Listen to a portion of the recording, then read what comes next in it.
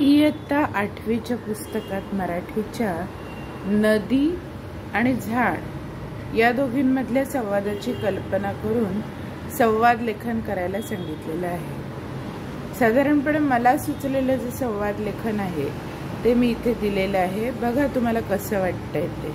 आवडलं तर चॅनलला लाईक करा, शेअर करा आणि सबस्क्राइब करा। तुम्ही जेव्हा सबस्क्राइब कराल तेव्हा मलाही असे नवीन नवीन व्हिडिओ पाठवायला प्रोत्साहन मिळेल। चला तर मग बघूया नदी आणि झाड याच्यामधला संवाद काय असू शकतो। तर नदीच्या काठावरती जी झाडं आहेत असं चित्र दिलेलं आहे। त्यामुळे नदी आपल्या काठावरच्या झाडांशी काही हितगुज करते आहे, संवाद साधते आहे अशी कल्पना करायची।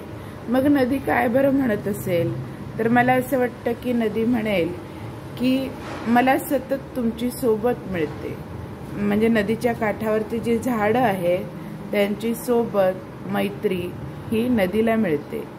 मग झाड नदीला काय म्हणेल बरं तर झाड असं म्हणेल आम्हालाही जगण्यासाठी पाणी मिळते, जे पाणी नदी देते। नदी काय म्हणेल परत उत्तर काय देईल? नदी म्हणेल तुमच्यामुळेच पाऊस पडतो आणि पाणी वाढतं। पाण्याची पातळी, झाडांमुळे पाऊस पडतो आणि पाण्याची पातळी वाढते। मग झाड त्याला काय बरं उत्तर देईल तर झाड म्हणेल हेच पाणी पिऊन आमच्या सावलीत माणूस झोपतो। आता माणसाची ही सोय, व्यवस्था, पाणी आणि झाड, नदीच्या किनाऱ्यावरची झाडं, सावलीत त्याला आरामात झोपता येतं, तर झाड कदाचित असं म्हणेल। मग त्याला नदी काय बरं उत्तर देईल? आणि मग उठून तो तुलाच कुऱ्हाडीने मारतो, पाडतो। हे खरं आहे की नदीच्या झाडावर झाडतोड, जी लाकूड तोड जी आपण करतो त्यामुळे आपण ज्या झाडाच्या सावलीत झोपतो त्याच झाडावरती आपण कुऱ्हाडीने घाव घालतो। मग त्याला रिप्लाय म्हणून किंवा त्याला उत्तर म्हणून झाड काय म्हणेल?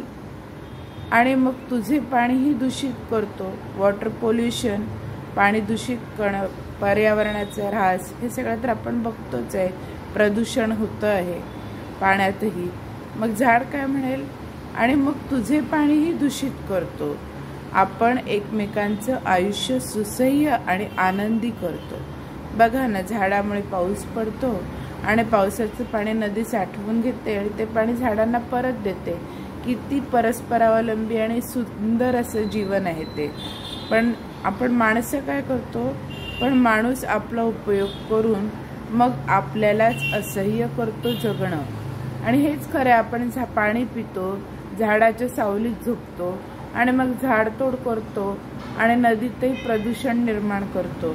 म्हणजे झाड आणि नदी एकमेकांचं जीवन आनंदी करतात, मैत्री निभावतात आणि आपण काय करतो?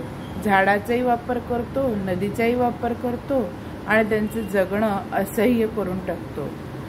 माणूस हा कृतज्ञपणाने वागतो आहे नदी आणि झाडांशी। तर मला असं वाटतं की कदाचित नदी आणि झाड यांच्यामध्ये हा संवाद झाला असेल। चित्रातल्या जे हे दिसतं आहे का नदीच्या काठावरची झाडं, त्याच्यातून तुम्हाला काय वाटतं बरं?